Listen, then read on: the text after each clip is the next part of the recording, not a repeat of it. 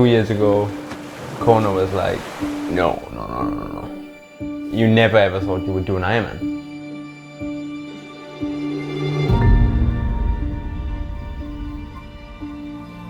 Well, how did it begin? It was you that started it, I think. Well, you've been doing a couple before, and then I think it was in the beginning of 17, so like just under 2 years ago, that you mentioned, have you ever thought about Kona?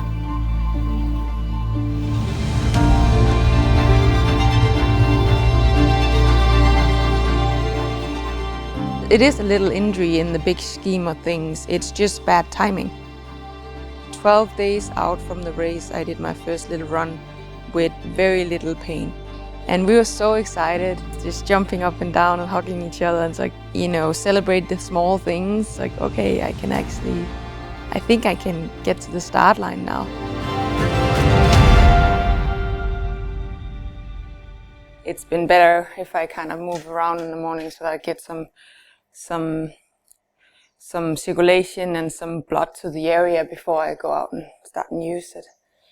The tendon, or the two tendon that goes on the outside of the foot, was pulling on the bone where it inserts, and the bone was getting what you call bone edema or bone bruise, which is the step just before stress fracture.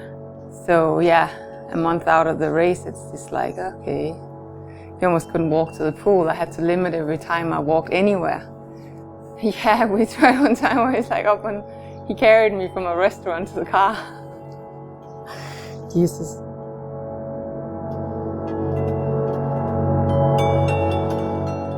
We do the coaching ourselves of me, and then I, in every session, write down comments, how it went, then paces, times, feelings, whatever. And I go back and I check what did I write in that lead up where it ended by that I won the race or something else, like what was good or what was bad, and like I rest in that. And if you find something that works, I replicate it. But that's what the analysis of elite sport is, right? It's that kind of being critical at the result. So many people would fall over to get second and set a Danish Ironman record in a debut. And yeah, we celebrate that result for sure. But we then look at the result and say, okay, now how do we go better? We don't train to say, okay, we want that position, but we train and prepare in the way that we want to win the race. Doesn't matter what race it is, if it's Kona, if it's 70.3 Europeans or Worlds or the big races, we will always prepare and turn every stone as if we want to win the race. Yeah, so we're 3 days out from the race now, and Helle needs to get a run in. Her foot is good, but she's been feeling that the calves are getting very tight running out on the roads on the hard concrete. So what we try to do now is find the soft surface. That's why we're here. We're at a local fitness club, and Helle basically can run on a treadmill. It's a softer impact, and therefore the calves get a lighter load. Helle has a short history of calf issues, so when things are getting tight, we just don't want to take any risks.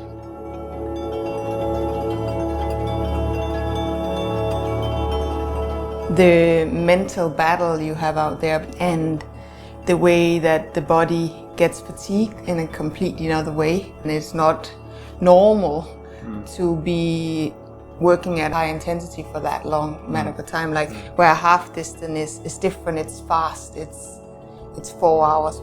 But it was exciting because, you know, being in the sport for that many years and then suddenly having a new challenge and a new goal and something unknown and going out in the unknown is, I think, is super exciting and fascinating to see where you can.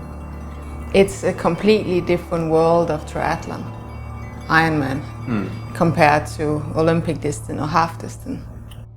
Incredible team out there. We've got probably 125 water patrol people. We've got fire rescue. We've got Coast Guard. The entire way. So those are the two turnarounds. Stay in between those. Great. Have a great race. Good luck and be safe. Thank you.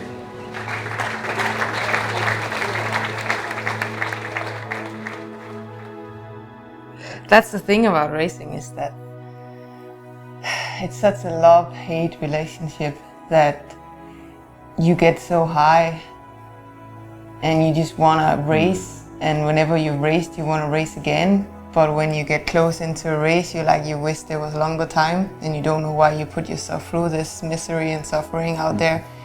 But straight away when you finish, and that finish line thing is the most amazing thing on the planet if you're doing well, that you want to do it straight away again.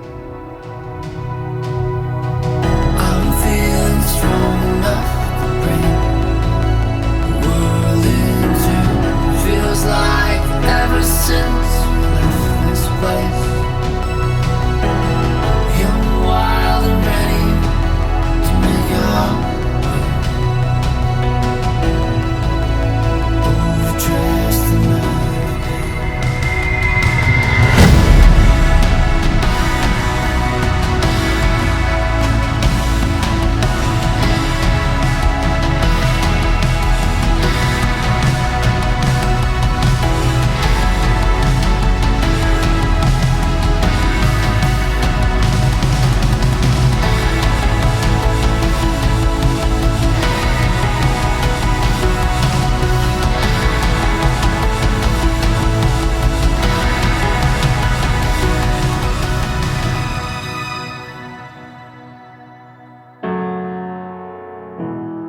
the support and the love I've been feeling from my followers, family and friends has been absolutely amazing. They kept supporting and following me throughout the race. I'm very, very grateful for that. I finished well outside the position that I went for. I was so disappointed when I passed that finish line, but it was very, very quickly that disappointment changed into being a proud feeling. The learnings that I've come away with is priceless. I got myself to that finish line despite having a very, very tough day out there, a day where the body was not responding to what I wanted it to do. It is like a fireworks of emotion when you are out there and you've been going for 9 hours, and the last 4.5 hours has been very much uphill. I kept pushing on out there, even though there might be times where it was maybe not the smartest decision on the planet. I want to honor this race. I want to respect my competitors. I want to respect the volunteers. I want to finish this iconic race that I have started. I think what defines an athlete is not the success an athlete has had, it's how an athlete overcomes defeat. That's the definition of a champion in my world.